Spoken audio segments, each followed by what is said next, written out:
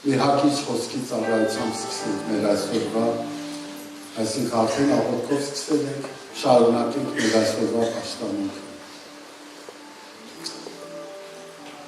Բավականին շատ տեսություններ են առաջ գալիս ողջ քրիստոնյա աշխարհում։ Վերստին ծննդից հետո բոլոր աստվածաբանների համար առաջին միտքը սա է։ Կա արդյոք ուրիշ նոր փորձառություն, երբ մարդը վերստին ծնվում է թե ոչ։ Կա արդյոք մի ուրիշ բան է, որ Աստված դեռ ունի մեր մեջ անելիք, երբ որ մարդը արդեն վերստին ծնված է։ Եվ տարբեր ժամանակներում, տարբեր նաև շատ արժեքավոր ուսմունքներ մուտք են գործել։ Երբ որ եկավ բողոքականությունը, ասեցին, որ հավատքով է ամեն ինչը տրվում։ Հետո եկան մեթոդականները և ասեցին, որ սրբությունը, սրբացումը շատ կարևորագույն մի բան է և առանց դրա չի կարող քրիստոնյան փրկվի, եթե նա մեղքի նկատմամբ տևական հաղթանակ չունի։ Սա կարևորագույն վարդապետություն է։ Եթե մեկը մեղքի նկատմամբ տևական հաղթանակ չունի, նա փրկված չի։ Հետո դրանից հետո եկավ հոգեգալստական շարժումը, որ պետք է անկախ հոգու մեջ և լեզուներով խոսել, աղոթք անել։ Հետո եկավ զորության ուսմունքը, որ պետք է անպայման զորությամբ գործել հոգևորները, բոլորներ արժեքավոր էր, բոլորներ արժեքավոր էր։ Եվ վերջին ժամանակները որոշակի տեղերում ներքին բժշկության և ներքին ազատագրումը շատ կարևոր բան է, բայց նայած ինչից, ինչպես, ինչ ազատագրման վարդապետությունները եկան, որոնք բազմաթիվ տեղերում ուղեկցվեցին մարգարեություններով, որոնք իհարկե մարդկային հաճախ մտքի արգասիկ են։ Եվ այս մարգարեությունների հեղեղը, ներքին ազատագրություն, ներքին բժշկություն և վերստին ծնվածներից ընդհուպ դեր անելու շատ վտանգավոր տեսություն, որոնք որ Սուրբ գրային է, վերստին ծնված արդեն Աստծո զավակ է, և նա արդեն Աստծուն է։ Եվ երբ որ ես առնչություն եմ ունենում վերջերս, քանի որ երեկ էր էլի Երևանում ենք, առնչություն ենք ունենում տարբեր այսպիսի հավակնություններ ունեցողների հետ, ինձ համար շատ կարևորագույն է, որպեսզի մեծ ողջախոհությունը ավետարանի մեջ պահպանենք։ Երբեք չմոռանանք, որ Պողոս առաքյալը ասում էր, որին ես պաշտում եմ ավետարանումը, այսինքն ավետարանին համահունչ, ավետարանի խոսքին համարժեք, չկա ավելի բարձր աստիճան և պաշտոն, քան Աստծո որդի լինելը։ Աստծո որդին առաջինը Աստված է, ասենք Քրիստոս երկնքում, և Քրիստոնյան դա արդեն Աստծո որդի է, արքաների արքայի որդին է։ Եվ եթե մենք այս կանչվածությունը, այս կոչումը ամբողջապես ընկալենք, չենք կարող ասել, օրինակ, տեսեք հիմի մենք բժշկություն ենք անում, հրաշքներ ենք անում,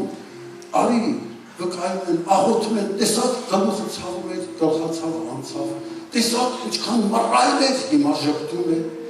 հա, կարող է մի քանի օր հետո նորից մի թե գլխացավ ունենա, դա խնդիր չի կամ կարող է նաև ժպտում է, հետո նորից մի անգամ էլ տրտում, հասկանում եք։ Եվ այս ուսմունքները, այս վարդապետությունները, որոնք գալիս են, որոշակի բաներ մեզ վերանայելու առիթ են տալիս, որ արդյոք սա այն է, ինչի մասին մենք խոսում ենք։ Արդյոք սա այն է, ինչ գրված է Սուրբ գրքում։ Արդյոք համապատասխանում է Սուրբ գրքի ճշմարտություններին։ Ուզում եմ մի համեստ փոքրիկ գումարելի, թե իսկապես վերստին ծնունդը ստանալուց հետո ինչ կարևորագույն գործ կա, որ Սուրբ Հոգին կատարում է մեր մեջ։ Ամեն ամենակարևորագույնը, որ իմ համոզման Սուրբ Գիրքը նշում է, որ դա է ամենակարևորագույնը, այդ մասին է ուզում խոսել։ Իհարկե եկեղեցուն կից բազմաթիվ կազմակերպություններ են բացվում։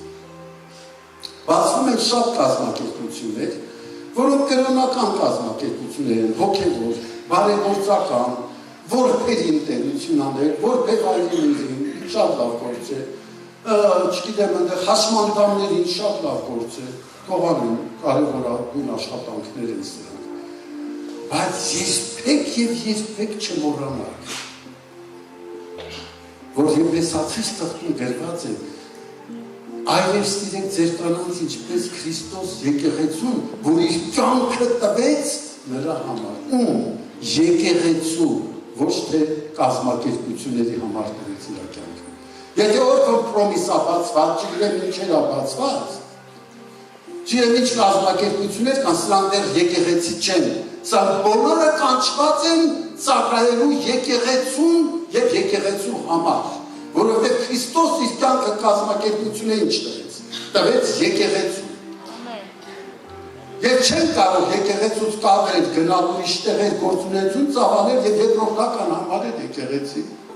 Եվ կարևորագույնը նա դա մոլորություն է եւ ես կոչ եմ անում բոլոր տեսակի կազմակերպությունների մեջ ընդգրկվածների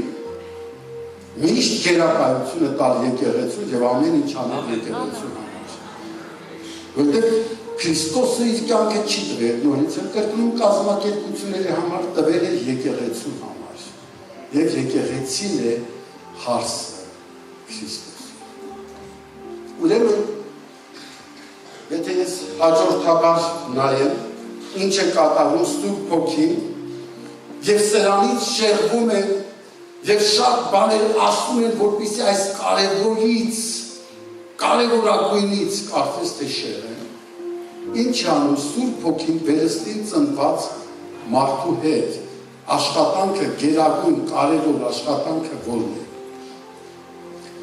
Մեր անձերի նվաճումն է։ Գերագույն բանը մեր անձերի նվաճումն է սիրելիներ։ Երբ որ ես նոր էի ապաշխարել, իմ հիմնական աղոթքը սա էր, որ Աստված ամեն աղոթքները անում է, որ հանկարծ դժոխք չգնամ, Աստված ինձ փրկի դժոխքից։ Հետո հասկացա, որ Տեր Աստված, դու ինձ պետք է փրկես ինձանից, դժոխքից պետհարը կամ դժոխքի տանողը, այդ իմ անձն է, այդ ես եմ, դու ինձ պետք է փրկես ինձանից, որ ինձնից փրկեցիր, դժոխքից ես փրկել ամեն ինչից է, թակ ինձ փրկի ինձանից։ Եթե կան մարդիկ, որոնց սա չի բացված, իմ ամբողջ աղատանքը երկնքին նա է, որ Տերը բոլորից բացի և մենք գնանք ես ու ոսվախության։ Եթե մեր ազատված չենք, մեր անձից, մեր էությունից, նվաճված չի մեր անձը Աստծու կողմից, շատ բան չի կատարված։ Այո, հրկված ես, դու վերստին ծնված ես, բայց չգիտեմ, ապական ինչպիսին կլինի, եթե մենք ես բնակավարում, հետևողական և ռադիկալ բաներ չնախաձեռնենք մեր կյանքի մեջ։ Ես մի ծառայողի Աստծու մեծ ծառայողներից մեկի վկայությունը լսեցի։ Ուզում եմ դա ներկայացնել և հակվեր չկասնեմ ինչ է նշանակում կամ ինչպես է նվաճվում մեր անձերը, դրանք անդրադառնամ։ Բայց ուզում եմ այդ Աստծո ծառայի վկայությունը այսօր ներկայացնել ձեզ ես գիրակնորյա սքանչելի պաշտամունքի ընթացքում։ Ասում ես ծառայում էի եկեղեցում, և եկեղեցին աճում էր, գնալով մարդիկ շատանում էին, փրկվածների թիվը մեծանում էր, շատ ուժեղ միաբանություն կար, բոլորը ինձ շատ սիրում էին, անխտիր, մեկը չկա, որ աննազանդության նշություն տա, և ես էլ բոլորին անչափ սիրում Եվ զգում է, որ իմ քարոզներն են, արդյունք է տալիս, մարդիկ փոխվում են, որոշումներ են կայացնում, փոփոխություններ են ունենում, արդյունավետ են այդ քարոզները բոլոր, և շատ արժեքավոր են այդ քարոզները, Եվ տեսնում եք, որ հաջողություն կա, և շատ գոհ է,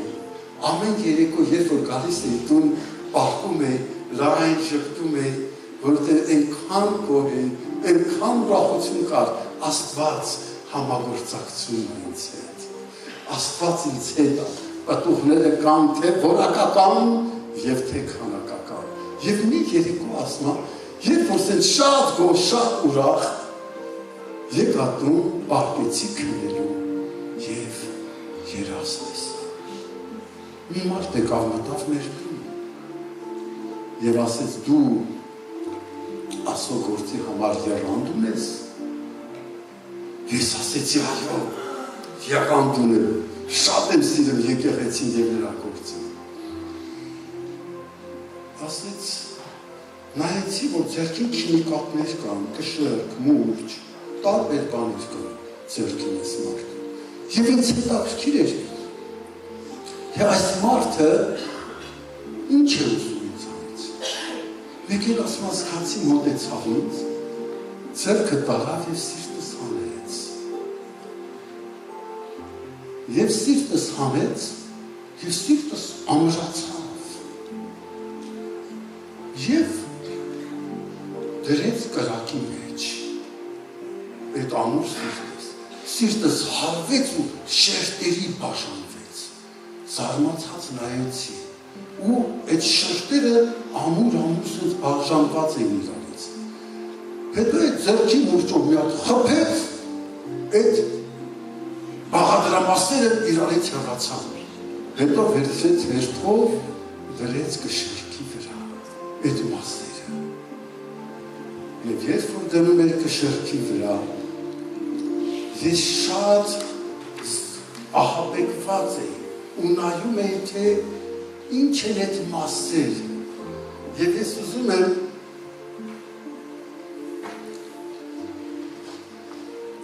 որ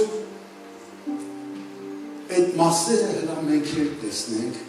և սա ինչի համար եմ բերում, որ տեսնենք մեր անձերը ինչքանով է նվաճված Աստծու կողմից։ Այս մարդը, երբ որ տեսավ այդ մասերը իր սրտի, շատ ահավոր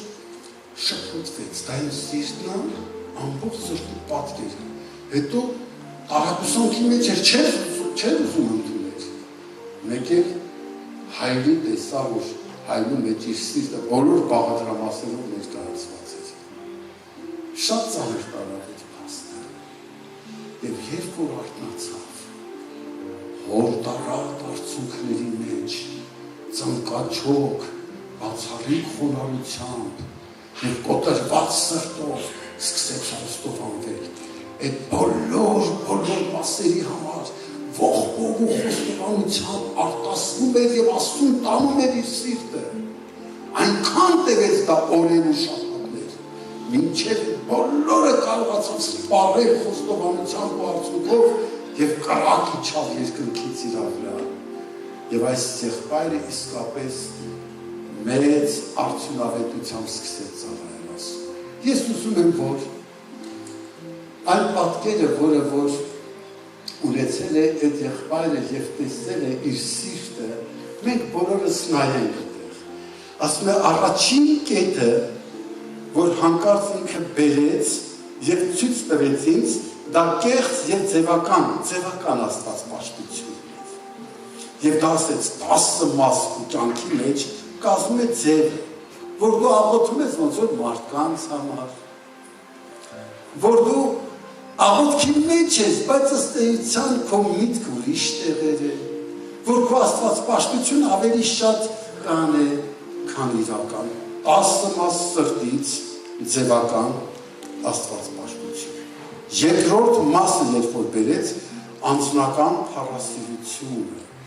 և ապշեց, որ 23 մաս անձնական փառասիրությունն է իր սրտի մեջ։ Փառասիրությունը գիտեք, մարդը իր արժեքը գիտի, իր դիրքը, ինքը ով է, իրան երբ որ պատիվ են տալիս, տանում են, առաջ են նստացում ենք իրան լավ ազգում, երբ որ իրան հրավիրում են կարևորագույն բաներ, գիտեք ես ով է դրա համարը տեղ ինձ կանչեցի։ Երբ որ իրան հանկարծ մեծանում են որևէտեղ, ինքը սրտի մեջ համաձայնություն է տալիս, այո, վերջապես մարդիկ հասկացան իմ գիտ վարվեքը, և այս ամենը քո սրտի մեջ է, այո դու ծառայող ես, այս դա քո սրտի մեջ կա, դա թող փորձեն քեզ, հանկարծ հակառակ բաներ անել, դուք ինձ հետ միասին մենք մոռանում ենք, որ մեր նմաններին ոտների տակ են պահել, առաքյալներին քացեքի տակ են գցել, ծեծել են, ծաղկել են, քարկոծել են, մեր Տիրոջ վրա թքել են, և Դավեթարանը նշում է, սիրելի եղբայրս, թանկագին քույրս, որ դու հավակնում ես հետևորդը լինել Քրիստոսի, հարց եմ ուզում տամ քեզ, եթե քո երեսին թքել ինչ կանես, նենց կտանես, հա, ես կներեք մեկ պատասխանից, սա համարեք, որ անալիտիկ վերլուծության համար եմ ասում, ուղղակի դուք վերլուծեք քո քրիստոնեության չափը, քո սրտի չափը, որ գնում ես հանկարծ, ասենք, հարևաններից մոտ և հանարգանք ես արժանանում, կամ ինչ-որ քեզ նսեմացնում են, կամ քեզ ստորացնում են, փառասիրությունդ սրտի ճեղքվածք չի առաջացնում, դեր անուն է ինֆարկտ է, այս հոգևոր ինֆարկտեր կա, ու սիրտը չի ճաքնում, երբ որ քեզ է տորնիկից, այս ծառայողի 23 մասը փառասիրություն էր, ապշած նայում, բայց գիտեք ինչ, սա կարող ենք մենք վերլուծել, բայց եթե դու հանկարծ հրաշք կատարվի և դա տեսնես քո սեփական կյանքում, ուրեմն հաջողության մեջ ես, որովհետև միշտ 1000 անգամ լավ է վատ ճիշտը, քան խաբված սուտը։ Երբ որ մեր կարծիքները մեր մասին փոխվեն, ինչքան լավ գործ ենք կատարում։ Հետո մեկ է նայում է փառքի փնտրում, 19 մաս, մայրիկ ջան։ Այդ գիտեք ինչ է, երբ որ գալիս ես դու, մարդը միշտ ուշադրության և սիրվելու կարիք է զգում, չեմ մոռանում, մի քույրիկ ասում, այ քույրիկ ջան, շատ վաղուց է քեզ եկեղեցում չեմ տեսնում, ինչ է խնդիրը, պարզ չի քեզ, իմ կողքով անցնում ես միջանցքով և մի հատ չես բարեհաճում ձեռքը տալ ինձ, դրա համար դադարել է փառքի փնտրում, հասկանում եք, 600 հոգի մարդ անցնում, ես էլ այդ 600-ի ամենավերջին անարժանն եմ, ես ուզում եք հիմա հերթով հանցեմ շարքերով և բոլորի ձեռքան, դա չի փրկություն է, Հիսուսը քեզ ձեռքան մեկն է, դու նրա ձեռը բռնի, դու նրա համար ես գալիս, մարդը ստեղ ոչինչ է, այսօր կա եք ու չկա, ու չի կա, օճահի, կտրակի և նա էլ չի լինի, փառքի փնտրում, ինձ հետը տենց չվարվեցին, ոնց որ պետք է վարվի, բայց ինքը որոնում է դա, եթե փառասիրությունը բնակի չէ, ապա որն է տարբերությունը փառքի փնտրման, որ ինքը որոնում է դա, որ մարդկանցից ստանը, ինչպես ժամանակին փարիսեցիները որոնում էին դա իրենց հագուստ կապով, իրենց լավ զգեստներով, ոնց որ գրած Աստծո գրքի մեջ փարիսեցիների մասին, իրենց բաներով, պորտվելներով, պնակներով, որ ասում են, դա պորտվելներն են, իրենց աթոռով, մի հատ քույրիկ ունեինք, գնաց երկին կարծում, այդ հինգերով շարքերի մեր նստած, տատիկ էր մի հատ, հենց գալիս էր տենում են, իր ատեղը մարդ հանստե կռիվ անդրուսակրել էր, դու չգիտեք, որ սա է, և կռիվը սկսում էր, նաև անհարմար էր զգում վերկենար գնալ ուրիշ տեղերստեր, և ամենավերջին անպատվությունները տալիս էր, երբ որ իր տեղը հանդգնել է մեկ ուրիշը նստել եք, և հերթական անգամ կարգ ու կանոնի ներկայացը վրդովված է տատիկ հետ մտավ իմ աշխատասների։ Ինչ հավատայ, և այս տատիկներ է բարգացած կարգ ու կանոններ, ասում այն ինչ իրավունք ունի, նա իրավունք ուրիշի բան, հիմա նայում են, մազերը շատ սպիտակ է, կարճապոյ, շատ հարմար դիրքում է ինձ, փաթաթվեցի եւ այդ իր աջերբա գլուխը պաչեցի իրա։ Ասեցի, մայրիկ ջան, հենց որ սրանից հետո տենաս, չէ, ասում դու գիտես չէ, ես որտեղ եմ նստում, շատ լավ գիտեմ միշտ այդտեղ նստես։ Խնդրում եմ քեզ, հենց որ տենաս քո տեղը ուրիշն ա նստել, ուղիղ արի ու տեղը նստել։ Խոստանում եմ երբեք քեզ չերկացնեմ։ Արի շփտած դու այդ զարմացած, ինչքան շատ են փառամորները, ոնց կլինի, ոնց, և գիտեք ինչ, փոքրի այդպիսիների դիսկոմֆորտ ստեղծես։ Իրանք սիրում են իրանց կոմֆորտը, իրանք սիրում են իրանց դիրքը, իրանց գերապատվություն են տալ իրանց տնային խմբին անգամ։ Եվ հանկարծ ասես ինչ կլինի դու գնա այս ինչ տեղը, ընդեղ քո կարիքը կա, վերջացած է։ Չկա այդ քրիստոնեական հոգին և բույրը, որը փնտրվում է։ Չորրորդ կետը, երբ որ չորրորդ մասը բացվեց, իր տիտուլներով հպարտանալը, իր կոչումներով 11 մաս, այսինքն ես դոկտոր եմ, ես հովիվ եմ, ես ես ինչի կլիկն եմ, կնյաս կուտուզովի աղջիկն եմ, այդ տիտուլներով հպարտանալը վտակավոր բան է, վերջինս, մենք անցողիկ մարդ ենք, մեկ ես որտելն եմ, մեկը պարտան, ասում որ կնյաս կուտուզովի աղջիկը չես, հա, մեկ էլ որի աղջկան եմ ասում, կնյաս կուտուզովից եմ մեծ բարդ աղջիկ, բայց խարատ է, մեկ չի պիտի դրանցով հպարտանանք իր պարծենան, մեր պարծանքը Քրիստոսն է, ամեն, սեփական տաղանդներով պարծենան, 14 մաս, միած շատ հայտնի հովիվ տանուր չեն ուզում ասել, այդ հովիվը իսկապես անկեղծ ասում եմ, համ բանաստեղծ է, համ կոմպոզիտոր է, համ երաժիշտ է, համ փիլիսոփա է, համ արտիստ է, ես որ նրան տեսնում եմ կամ լսում եմ, ես հակշտակվում եմ, անգամ իր դրած այդ մյուզիկլներից կամ որ լաց եմ լինում, որ նայում եմ, բայց միշտ մտածել եմ, տենաս որ պահին է տաղանդը գործում, որ պահին Սուրբ Հոգի, տաղանդը չի անցնում հոգևոր աշխարհում, նա կար Աստված գործածի, բայց եթե գտնվի Սուրբ Հոգու ենթակայության ներքո, եթե կոտրված լինի դա, կարա գործածի Աստված, բայց մեկ նաև կարող է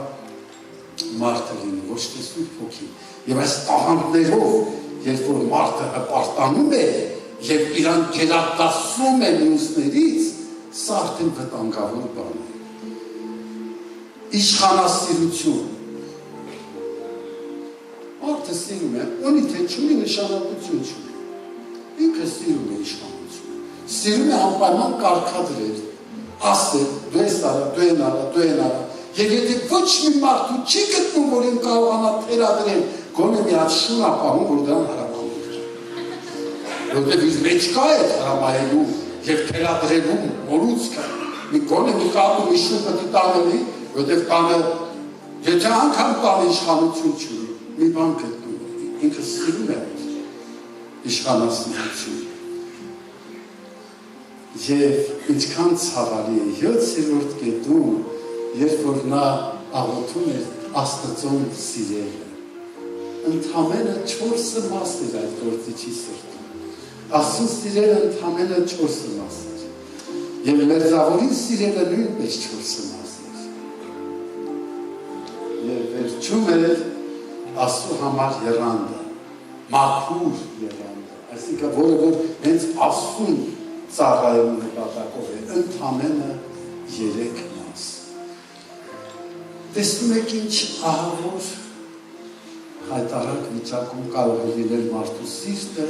և մարդը դա չտեսնում, հոգևոր աչքերը փակ լինի։ Նայեք, ես խոսքի մեջ ասեցի, որ այս մարդը ամիսներով ամեն մեկի վրա և ընդհանուր ամբողջ այդ մնացած 90 տոկոսի վրա աղոթել է, ընդեղ տեսեք 8-11% համանը, մնացածի վրա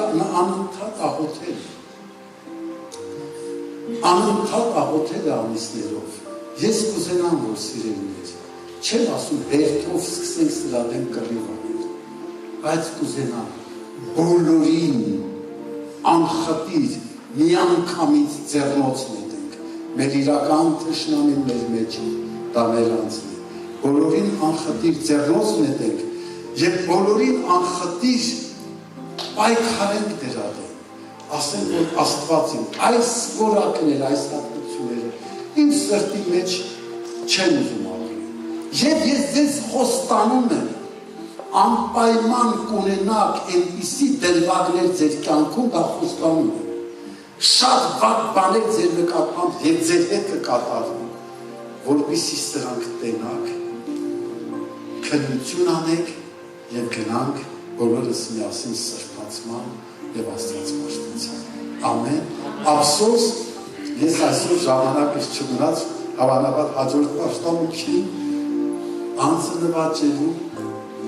միջոցների մասին խոսել հաջորդ պաշտամունքի։ Հիմա խնդրում եմ բարձրանալու ոտքի։